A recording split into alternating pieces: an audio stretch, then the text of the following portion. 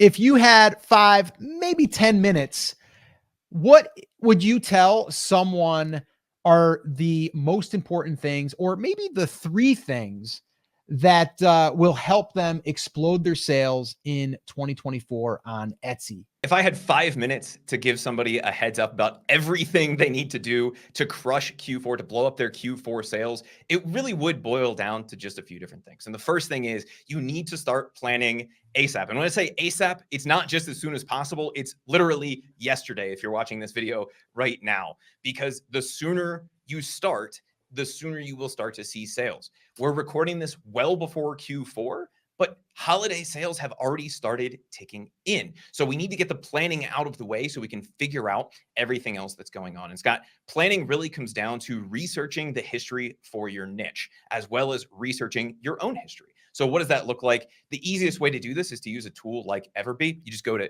Etsy search, type in whatever search term you're looking for, Halloween fishing gear, whatever it is that you're searching for, open up that Everbee database, click the search the entire database button. And then if you want to get a little fancy with it, you can even filter for specific product types like shirts so that you're not getting PNGs and digital products along with the Halloween fishing shirts that you're looking for. And if you want to get even fancier with it, you can add in an age filter to see the things that would have sold the best that have been around for the longest period of time. So if you want to see what sold really well last year or the year before, you can do that by looking through and adding in a few of those different filters inside of the Everbee database. The other thing I would suggest when you're in the research and planning phase is to not sleep on the Printify trending products tool. If you guys have a Printify account, even the free one, you don't have to use Printify for anything. You just have to sign up for their account and log in. You can look at the trending products. And what they show you there is over the last time period, what is selling more and more. And obviously, as we move further into Q4, we're going to see some really obvious things there, like Christmas ornaments start to pop up. But we're also going to see new variations on products. So not just, a white avocado mug, but maybe a color changing avocado mug. Whatever the product trends that are changing, that's what's going to show up there so that we know once we've done the product research to figure out what designs, what styles are selling really well on Etsy, that then lets us go and look at what product types are selling really well. We can see that both on Etsy and by looking at the Printify trending products page. Number 2, if you have been around for longer than a few months and you went through Q4 last year, before you dive into the product creation stuff, once you've done some of your research for this year, you need to go back and optimize your old products. Use your own analytics, your own data that Etsy gives you to understand what sold well for you last year. And once we start to look at that, we have to answer 2 questions, Scott. Is it evergreen? So do I just need to maybe tweak some keywords, play with the images a little bit, or does it need to be updated for 2024? If we have a Christmas ornament that says baby's first Christmas 2023, obviously that goes on the update pile. If it's an avocado wearing a Santa hat, right? All we have to do is make sure that our keywords and our images are still where we want them to be. But we want to sort through the things that sold well last year and put them into those 2 piles, right? So what drove sales in terms of products and keywords? What are the things that we want to create new variations on this year because they sold really well for us last year? And what are the things we need to make a few changes or tweaks to? In addition to that, Scott, the step that most people miss when they're looking at old products is they say, okay, I'm just going to leave everything on that sold really well for me last year. And they ask one question, which is, did I make money with it, right? Did it sell well? And that's a good question to ask. And it's a good thing to look at when we're looking at just the data side of this. But we have to remember that with the sales increase that most shops will see in Q4, we have to think about the mental health side of this and the panic side of this and the return on time side of this as well. So not just did you make money on it, but was it worth it? For the sales that you made, was the money you made on that product worth it? If there's a way to make it worth it, even if it wasn't last year because we only made $1 or $2, but we see that there's room to raise the price, go ahead and do that. If you think back to last year, you say, every time I sold one of these, it took me 45 minutes to customize. It was a pain in the butt. It's not worth the $10, $15, $20 that I'm going to make on it. Feel free to take that out. You're going to have other products that take less of your bandwidth, less of your customer service time, less of your creativity that are going to sell well this year. So just because you made some money on it doesn't mean that you need to keep it around this year. Once you've gone through, you've done the planning phase, you've optimized those old products, you've mined those for data, and you've sorted those into, I need to make a few tweaks to those listings, or I need to kind of redesign those a little bit to be for 2024 instead of 2023.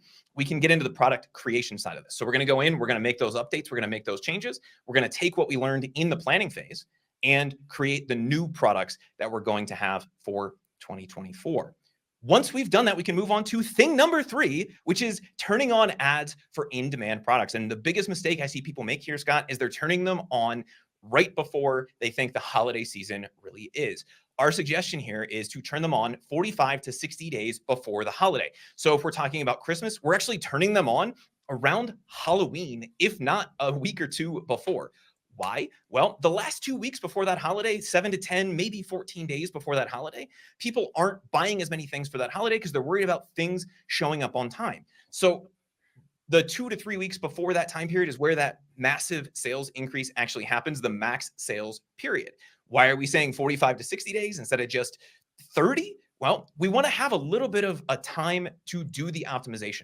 So if we're turning our ads on 45 to 60 days before that holiday event, we have 2 to 3 weeks to collect all of the data to see what keywords are working, what keywords aren't, turn off the things that aren't, and really maximize our spend for that 2 to 3 week window before the holiday, where the sales start to really ramp up. There's no use in spending money on Etsy ads if we're just lighting it on fire. And if we don't have that little period, 2 to 3 weeks, if not a little bit more, before the max sales period, we're going to end up spending a lot of money on things we didn't need to spend money on. So if you're going to turn on ads, you absolutely should turn them on 45 to 60 days before the holiday.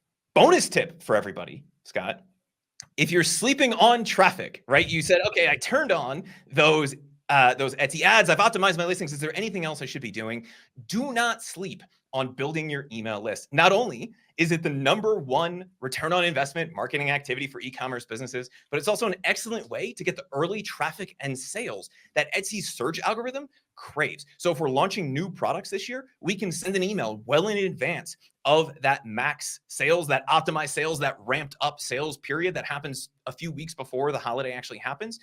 We can drive traffic, we can drive sales, and we can drive up our organic rank inside of Etsy so that when people are really searching for the products that we are selling, we already outrank our competition. And there's nothing that our competition can do inside of the Etsy ecosystem to beat us there because we're already outranking them based on the traffic and sales that we drove in early. If you're unfamiliar with how to do that, you can drop email in the comments below and we'll send you the whole guide on how to build your list and send this. But if we're thinking about sending an email promo, Scott, the easiest thing, especially around Q4, is to set up a promo for each big holiday sales event. So we're going to do a Halloween promo, a Thanksgiving, Black Friday, Cyber Monday promo, and a Christmas extravaganza, something like that. And the emails that we send are very straightforward. They typically fall into one of 3 buckets. 1, announce your offer, tell them what you're going to give them, tell them what the discount is, tell them what the new product is, right? Revolutionary. All we're doing is saying, hey, go get 25% off between now and Friday. Email type number 2, we're going to send a reminder or 2 along the way between now and whenever the promotion is going to expire, just to remind people that it's going on. Email number 3, once we've sent a reminder, hey, this goes away on Friday, saying, hey, it goes away tonight. The last type is a reminder that the discount is going away. This is going to drive an immense number of sales. And it's one of the biggest mistakes, Scott, I see people constantly making with email marketing is they say, I'm going to send one and done. I'm just going to announce it. If you're doing that, you're not sending the reminders and you're not sending what we refer to as the cart close or the discount going away email. You're losing 40, 50, 60, or even 70% of the sales that you could be getting from your email marketing. So if you're going to do email, start building that list now, get your promos ready, and make sure that you're sending all 3 of those email types.